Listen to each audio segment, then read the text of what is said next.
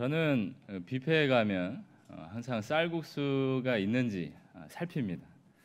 뭐 좀 음식을 잘 드시는 분은 알겠지만 왜 쌀국수를 먹을까요? 이제 뷔페 가면 맛있는 음식을 먹지 않습니까?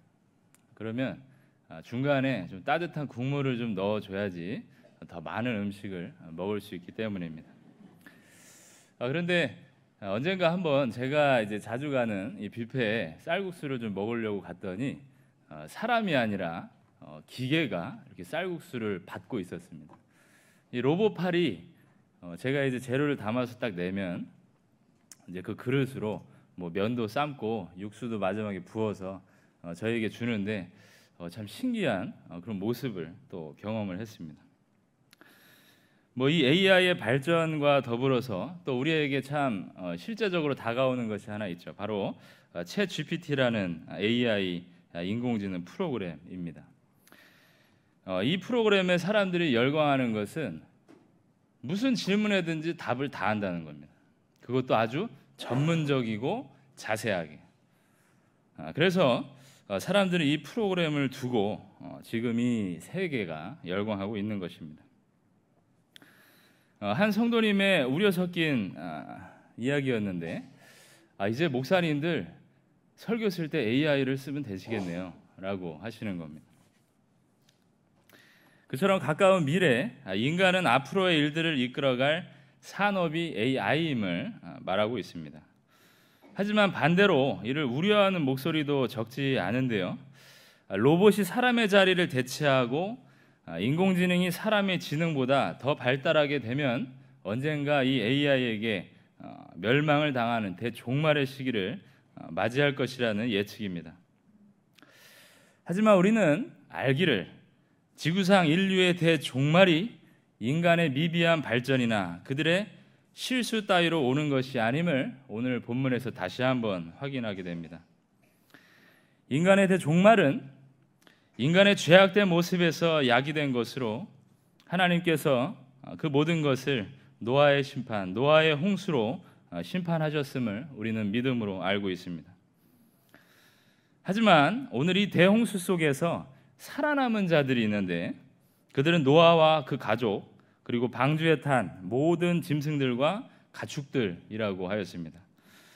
심지어 하나님께서는 그들을 기억하신다라고 말씀하심으로써 기식이 있는, 숨이 있는 모든 생명들이 멸망의 길을 갈 동안 엄연히 살아남아서 존재했다는 사실 또한 말해주고 있습니다. 그렇다면 지구의 대홍수 때 오히려 전능하신 하나님께 은혜를 받고 살아남은 자들은 어떤 자들입니까? 저는 본문을 통하여서 장망성과 같은 세상에 살아가는 성도의 삶, 하나님께서 기억해 주시는 구원인의 삶, 그 건져짐을 받은 삶은 어떤 것인지 구체적으로 알아보도록 하겠습니다. 첫째로 참된 구원인은 신실하신 하나님의 약속을 확신함으로 소망의 인내를 이루게 됩니다. 다 같이 본문의 말씀 6절에서 12절까지의 말씀을 함께 읽도록 하겠습니다. 40일을 지나서 노아가 그 방주에 낸 창문을 열고 까마귀를 내어 놓음에 까마귀가 물이 땅에서 마르기까지 날아 왕래하였더라. 그가 또 비둘기를 내놓아 지면에서 물이 들었는지 알고자 하매 온 지면에 물이 있으므로 비둘기가 발 붙일 곳을 찾지 못하고 방주로 돌아와 그에게로 오는지라. 그가 손을 내밀어 방주 안 자기에게로 받아들이고 또 7일을 기다려 다시 비둘기를 방주에서 내놓음에 저녁 때 비둘기가 그에게로 돌아왔는데 그 입에 감람나무 새 잎사귀가 있는지라. 이에 노아가 땅에 물이 줄어든 줄 알았으며 또 7일을 기다려 비둘기를 내놓음에 다시는 그에게로 돌아오지 아니하였더라. 아멘. 앞선 1절에서 5절까지의 기사는 이제는 150일 동안 넘친 이 대홍수가 그치고 그 수위가 줄어들고 있는 모습을 보여주고 있습니다. 또 방주가 아라랏산에 머물 정도로 그 해수면이 내려가고 있다는 것을 확인할 수가 있는데 노아 또한 이를 느꼈을 것이 분명합니다. 그래서 6절에서 말씀하고 있는 대로 40일이 지나서 노아가 그 방주에는 창문을 열어 확인하는 작업 또한 하는 것을 보게 되는 것입니다. 그는 육안으로 볼 때 아직 생물들이 정착할 만한 안식처를 발견할 수 없었기 때문에 창을 열어 지대를 확인하고자 하였을 것입니다. 그는 또 다른 방법으로 확인을 하였는데 먼저 까마귀를 내놓은 것입니다. 하지만 까마귀는 다시 방주 안으로 돌아오지 않았고 그저 스스로 원하는 대로 그 거리를 왕래할 뿐이었다고 말씀합니다. 까마귀 특성상 해수면 위에 죽은 물고기나 여러 썩은 고기를 취했을 것으로 예상되며 노아는 이 까마귀를 내놓고 아무런 소득이 없었던 것입니다. 그래서 노아는 다른 종류의 새인 비둘기를 방주 밖으로 내놓았던 것입니다. 여기서 성경 처음으로 비둘기가 언급되는데 대개 비둘기는 순결과 온유함의 상징으로 기록된 종류입니다. 그런 비둘기는 발붙일 곳을 찾지 못하고 방주로 돌아왔다라고 하였습니다. 비둘기의 습성상 마른 땅을 걷기를 좋아하는데 아직 땅이 보이지 않기에 그냥 돌아온 것입니다. 하지만 노아는 포기하지 않고 또 7일을 기다려 다시 비둘기를 방주에서 놓았다라고 했습니다. 그가 이 7일을 주기로 비둘기를 내놓았다는 것은 그가 그 방주 안에서도 날짜 계산을 정확히 하였고 또 안식일을 지켰으며 또 그 안에서 그 방주 안에서의 분주한 삶을 생활을 했다는 것을 예측하게 합니다. 그리고 드디어 노아는 놀라운 소식을 접하는데 11절 상반절에서 저녁 때 비둘기가 그에게로 돌아왔는데 그 입에 감람나무 새 잎사귀가 있다라고 했습니다. 감람나무는 여러분들이 잘 알고 있는 올리브 나무입니다. 이 올리브 나무는 주로 이 저지대 그리고 골짜기에 자라는데 또 이를 새 잎사귀를 가져왔다라는 기록은 이 홍수에 씻겨져 떨어진 죽은 잎사귀가 아니라 새로 옮돋은 그 새 잎사귀를 말하는 것으로서 그 감람나무 잎을 따왔다는 것은 이미 저지대까지 물이 빠졌다라는 사실을 알게 해주는 것입니다. 그런 노아는 거기서 멈추지 않고 또 7일을 기다려 비둘기를 내놓았다라고 했습니다. 그런데 이 12절에서 기록된 기다림과 또 10절에서의 기다림의 그 단어가 다르게 사용되었음을 우리는 주목해야 합니다. 그 10절에서의 기다림은 괴로움을 느끼며 초조하게 기다리는 것, 그 출산을 앞둔 산모가 몸을 비틀리는 고통 정도의 그런 기다림을 의미하지만 이 12절에서의 기다림은 욥기와 시편에서 등장하는 하나님을 소망 중에 기다리는 그 기다림, 곧 하나님을 앙망하는 긍정적인 소망 가운데 기다림인 것입니다. 결국 노아가 마지막 내놓은 비둘기가 돌아오지 않자 그는 마른 땅이 있었음을 확신했을 것입니다. 그렇게 노아는 하나님의 약속을 믿었기 때문에 계속해서 비둘기를 내보냈으며 그 기다림에 있어서도 일시적인 괴로움이, 인간적인 괴로움이 있었지만 비둘기가 물고 온 새 잎을 보고 신실하신 하나님의 약속을 확신할 수가 있었던 것입니다.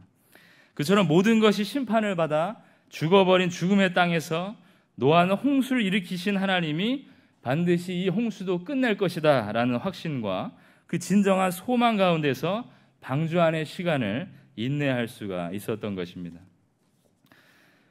군 부대 안에서 가장 기다리던 시간이 있었으니 그것은 가족이나 친구, 애인들이 보내준 편지를 받는 시간이었습니다. 제가 군 생활했을 당시에 해당 소대장들이 한 주에 한 번씩 시간을 정해서 우편물을 배부해 주었습니다. 이게 잔뜩 모아서 토요일 밤이나 주일 밤에 이렇게 누구에게 편지 왔다라고 이렇게 한 사람씩 이름을 불러가며 나눠 주었던 것입니다. 그리고 그 가운데 가장 환영을 받았던 편지는 연애 편지였습니다. 왜냐하면 이 부대에서 소위 고무신을 거꾸로 신는 사례가 많기 때문에 애인으로부터 전해진 그 편지의 소중함은 병사들에게 이루 말할 수 없는 기쁨이었던 것입니다. 이에 저의 1년 선임은 그 편지 한 통을 받고 나는 이 편지로 오늘을 살고 일주일을 산다라고 말할 정도로 그 시간을 기다렸던 선임이었습니다. 그런데 제게도 일주일에 꼭 한 번씩 오는 편지가 있었습니다.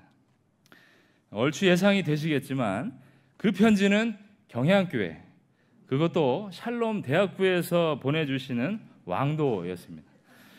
저희 소대원들은 제가 그 왕도를 애타게 기다리는 그 모습을 보고 아주 이상한 놈이다.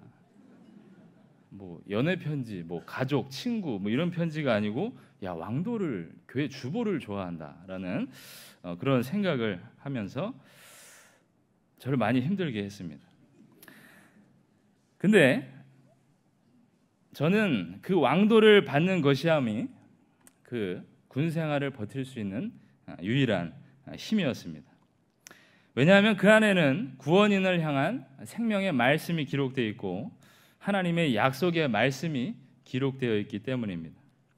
절대 주권의 하나님, 예수 그리스도의 사랑이 적힌 그 왕도에 외롭고 힘든 군대 생활을 버틸 수 있는 큰 위로와 힘이 되었습니다. 지금 그 생각을 하면 담임 목사님과 그리고 편지를 보내준 샬롬대학부 선교부에 감사하지 않을 수가 없습니다. 성도 여러분, 우리가 세상의 성도로서 인내할 수 있는 것은 그 전능하신 하나님의 약속이 우리를 향해 있다는 한 가지 약속 때문입니다. 물론 성도라고 해서 인생의 쓴맛을 보지 않는 것은 아닙니다. 매번 즐거운 일만 있지 않습니다. 때로는 예측하지 못한 질병이 가족에게 찾아오고 사고와 사기를 당하기도 하며 인내하기 힘든 시간을 맞이하기도 합니다. 노아가 방주 안에서 겪었던 그 기다림은 일견 아픈 인간적인 괴로움이었습니다. 하지만 그때마다 우리가 붙들어야 할 것은 이 홍수의 모든 일들을 일으키시고 홍수를 끝내실 분이 바로 하나님이라는 사실을, 그것을 믿는 것이며 그 사실만이 우리를 안전한 포구에 데려다 줄 것을 믿기 때문입니다. 반대로 세상 사람들은 헛된 소식을 듣고 좋아합니다. 하지만 그 소식은 오늘 아라고 말했지만 내일 어라고 바뀔 수 있는 거짓된 소식이며 새 생명이 아닌 죽음의 소식, 영원하지 않은 일시적인 소식이 구원받을 소식이 아니라 심판받을 소식만을 주고받고 있음을 온전히 깨닫고 오직 하나님의 약속의 말씀만 붙들고 살아가시기를 바랍니다. 그리하여 이 시간도 경양의 신년, 경양의 강단을 통하여서 구원인을 향한 하나님의 약속을 확신하시고 장망성과 같은 세상 속에서 어떠한 어려움을 당하더라도 소망의 인내로 나아가심으로 다시 오실 주님의 기쁜 날을 대망하는 경양의 성도들이 되시기를 바랍니다. 두 번째로, 참된 구원인은 오직 하나님의 말씀에 순종하여 본격적인 축복을 누리게 됩니다. 다 같이 본문의 말씀 13절에서 19절까지의 말씀을 함께 읽겠습니다.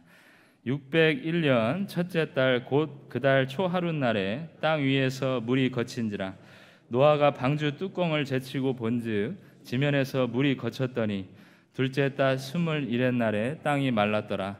하나님이 노아에게 말씀하여 이르시되 너는 내 아내와 내 아들들과 내 며느리들과 함께 방주에서 나오고 너와 함께한 모든 혈육 있는 생물 곧 새와 가축과 땅에 기는 모든 것을 다 이끌어내라. 이것들이 땅에서 생육하고 땅에서 번성하리라 하시매 노아가 그 아들들과 그 아내와 그 며느리들과 함께 나왔고 땅 위의 동물 곧 모든 짐승과 모든 기는 것과 모든 새도 그 종류대로 방주에서 나왔더라. 아멘. 얼마 전까지 지구 전체를 뒤덮고 있었던 물과 또 모든 생명을 죽음 가운데로 몰아넣었던 물이 사라지고 땅이 말라 다시 옛날의 모습을 되찾은 것을 본 노아와 또 그 가족들은 놀라운 감격의 순간을 맞이하고 있었을 것입니다. 그때는 601년 첫째 달 곧 그 달 초 하룻날이라고 했는데 이처럼 그날을 정확히 기록함은 이 일이 하나님의 정확한 섭리하심을 따라 진행된 실제적인 일임을 알게 해줍니다. 이제 땅 위에서의 물이 거친지라 라고 했고 14절에서는 아예 그 땅이 말랐더라고 하였습니다. 이는 물이 거의 없어지고 황무한 땅이 드러났음을 의미하는 가운데 사람이 발을 내디딜 수 있는 완전히 건조된 땅을 가리키고 있는 것입니다. 또한 노아가 방주 뚜껑을 제치고 본즉이라고 하였습니다. 이는 그가 방주 위로 올라가서 물의 수위를 알아보기 위해 수시로 확인했음을 알게 해주고 이 정도 상황이 됐으면 노아 그 본인으로도 밖에 한번 나가볼까라는 생각이 들게 되었던 것이 분명합니다.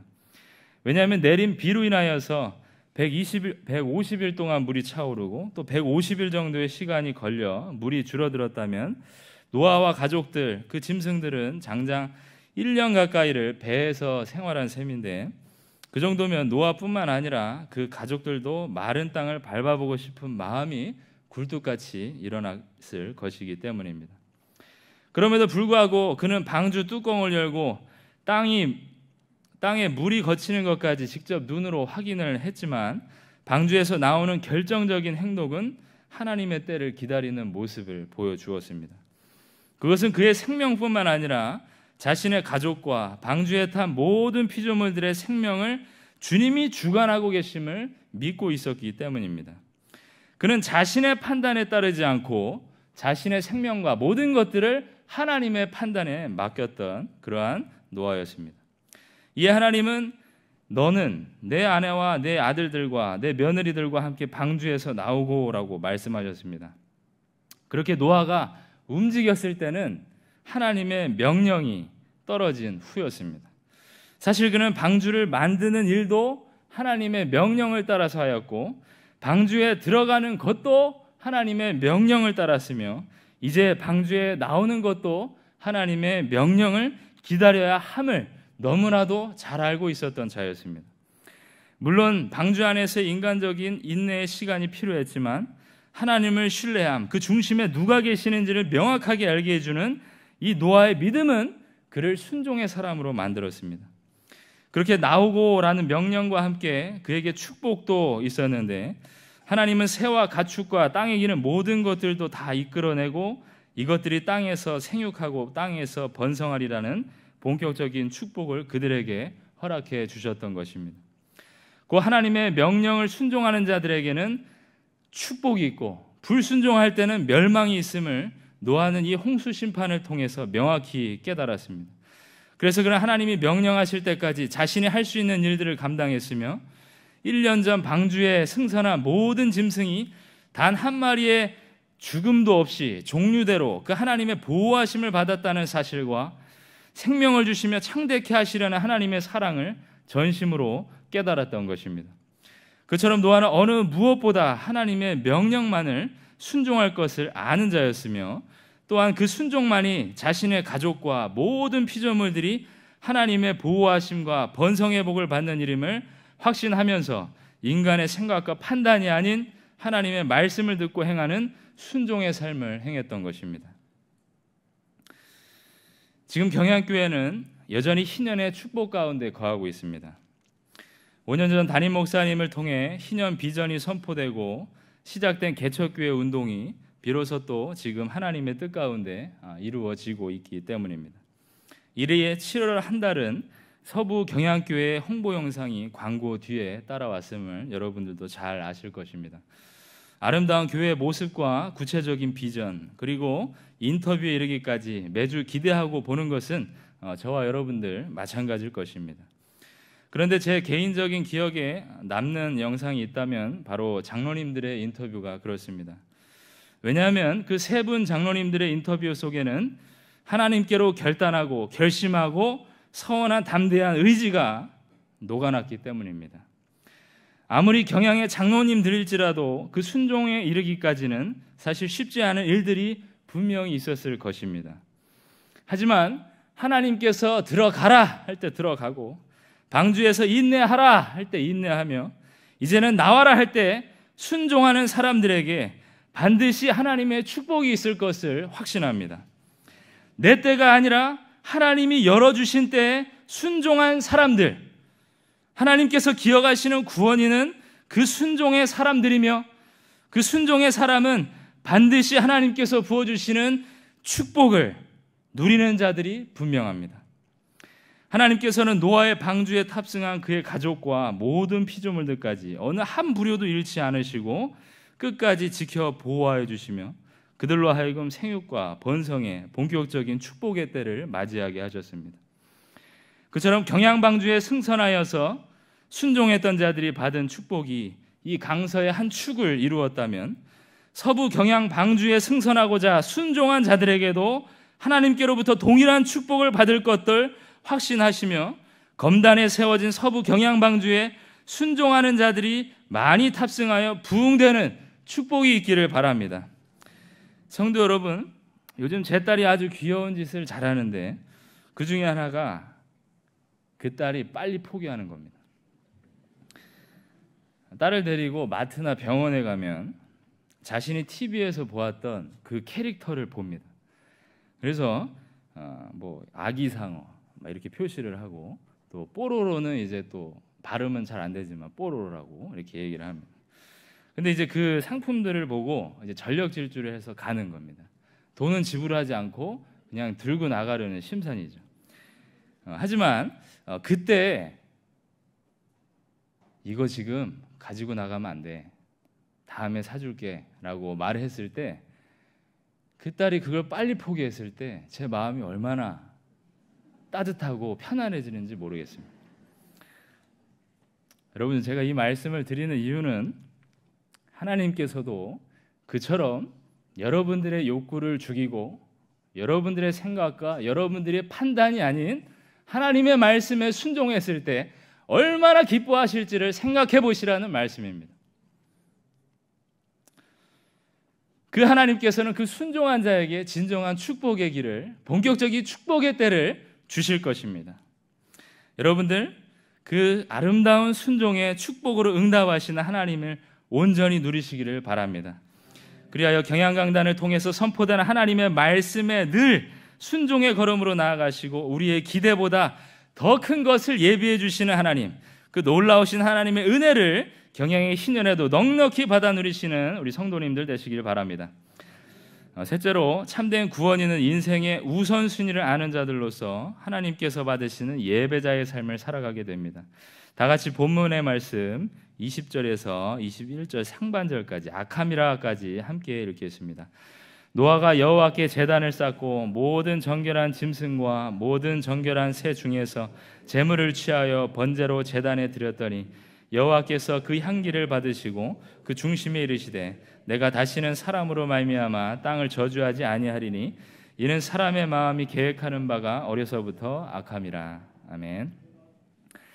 20절은 노아가 방주에서 내려오자마자 한 것이 무엇인지 정확하게 알려주고 있습니다. 그는 여호와께 제단을 쌓고라는 말씀과 같이 먼저 하나님께 예배하는 자세를 보여주고 있습니다. 1년간 좁은 방주에서 지내다가 이제는 넓은 세상에 나온 노아는 개인적으로 하고 싶은 일들이 많이 있었겠죠. 하지만 그가 가장 먼저 우선적으로 여호와를 위하는 제사를 올려드렸습니다.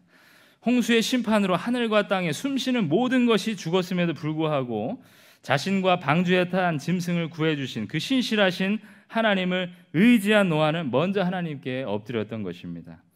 그런 그는 하나님이 존속하게 해주신 방주의 동물들 중에 모든 정결한 새와 정결한 짐승 중 제물로 취하고 이 땅에서 생육하고 번성하리라는 여호와의 약속이 다시 주어졌음을 감사하며 생명의 주인이신 하나님께 제사를 올려드렸습니다. 여기서 등장하는 예배의 형태는 번제라고 하였습니다. 번제는 희생 제물을 태워 올려서 그 연기가 하늘을 향해 올라가는 제사의 모습으로서 하나님과의 교제를 회복하거나 감사를 올려드릴 때 드리는 제사입니다. 그는 하나님께서 방주에 탑승케 하신 것들 중에 가장 정결한 것들을 올려드림으로써 하나님께서 주신 것들 안에서 그 하나님께 받은 것을 하나님께 올려드리는 그 제사를 준비했던 것입니다. 그 제사에 하나님께서는 향기롭게 받으셨다라고 하였습니다. 향기를 받으셨다라는 것은 냄새를 맡다라는 의미인데 즐기다, 기뻐하다라는 뜻을 가집니다. 따라서 노아가 온 마음을 다해 정성껏 올려드린 번제는 하나님을 기쁘시게 하는 만족의 향기가 되었던 것입니다. 그렇게 노아의 예배를 향기롭게 받으신 하나님께서 한 가지 약속을 해주셨는데 내가 다시는 사람으로 말미암아 땅을 저주하지 아니하실 것을 약속해 주셨던 것입니다. 여기서 그 중심에 말씀하셨다는 것은 노아의 지식뿐만 아니라 감정과 의에 이르기까지 모두를 포함하는 말로서 이제는 다시 홍수로서 전 인류를 멸망시키지 않겠다는 하나님의 말씀이신 것입니다. 비록 사람의 마음은 원래부터가 악한 존재, 그 원죄로 인하여서 하나님을 바라보지도 하나님께 나아가지도 못하는 자들에게 이러한 약속을 해주셨다는 것은 노아를 향한 하나님의 긍휼하신 사랑이 아닐 수가 없습니다.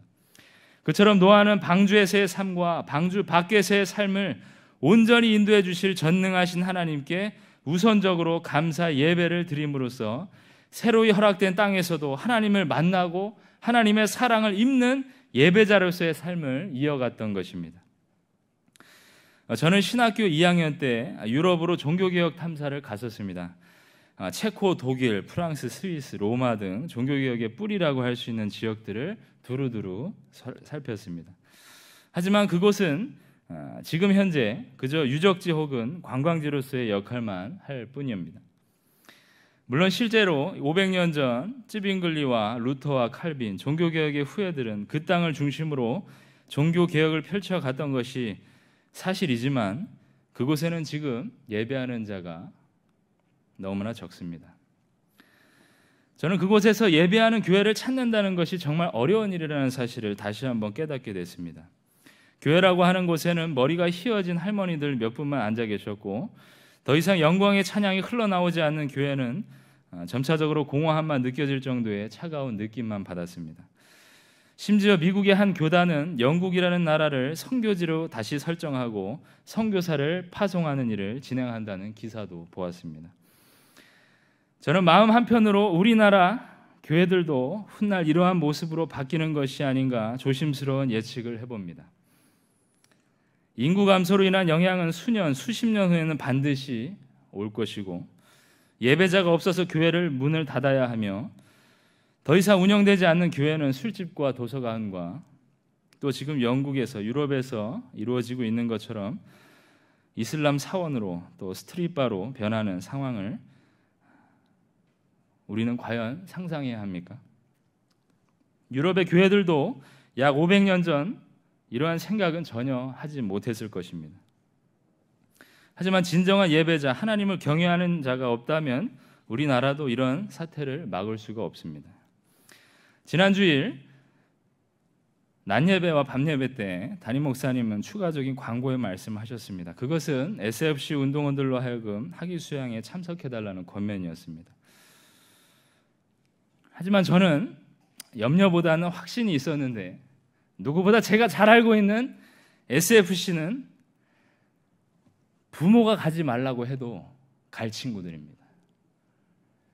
부모가 학원 가라라고 이야기해도 여러분들은 학위 수양에 갈 겁니다. 맞죠? 제가 아는 SFC는 진정한 예배를 드리는 SFC입니다. 성도는 그 인생의 우선순위를 아는, 목적을 아는 자들입니다. 세상은 우리에게 더 바쁜 일상을 요구하고 있지만 우리는 하나님께 예배하는 온전한 시간을 필요로 합니다. 세상은 우리가 공부를 잘하는 학생이 되기를 원하지만 우리는 하나님을 잘하는 것을 먼저 원합니다. 세상은 더 많은 돈을 버는 것이 권력이 있는 것이다, 세상에서 승리하는 길이라고 말하지만 우리는 그 돈을 하나님의 나라를 위하여서 쓰는 것임을 잘 알고 있습니다. 성도 여러분, 인생의 목적이 뒤바뀐 채로 살아가는 자들에게 거할 방주는 없음을 기억하시기를 바랍니다. 그리하여 죄악에 찌든 자들, 그 자들을 긍휼히 여겨주셔서 여전히 그 하나님과 교제하심으로써 우리의 전 삶의 목적을 하나님께 두고 그분께 진정한 예배를 올려드리시는 성도님들이 되시기를 바랍니다. 사랑하는 성도 여러분, 그리고 헌신을 다짐하는 제25, 26, 27 남전도의 회원 여러분, 노아의 방주는 배에 대해서 아무것도 모르는 아마추어가 만들었습니다. 하지만 타이타닉호라는 것은 당시에 1900년대에 배를 너무나 잘하는 사람들이 만들었죠. 노아의 방주는 120년 동안 몇 사람이 만들었고 타이타닉호는 3년 동안 전문가들이 건조하여서 진수하였습니다. 노아의 방주는 방향키도 없고 엔진도 없지만 타이타닉호는 엄청난 동력이 있었고 방향키도 있고 선수도 있었습니다. 누가 봐도 방주에 탄 사람보다 타이타닉호에 탄 사람이 더 생존 확률이 높습니다.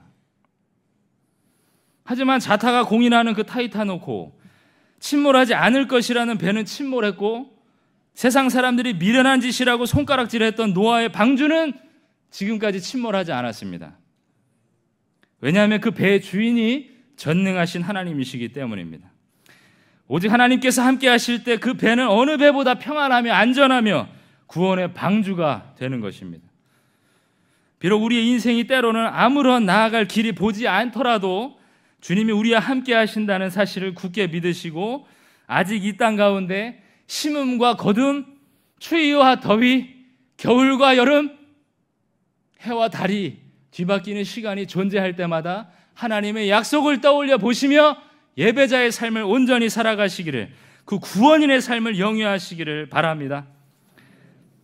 그리하여서 그분의 신실하심과 그 약속만을 온전히 의지하여서 이 세상에서의 삶을 인내하시고 하나님께 순종하는 자에게 베푸시는 은혜와 구원인의 포구에 안전히 영원히 안착되는 축복된 삶을 계속해서 살아가시는 우리 경영의 모든 성도들 되시기를 주님의 이름으로 축원합니다.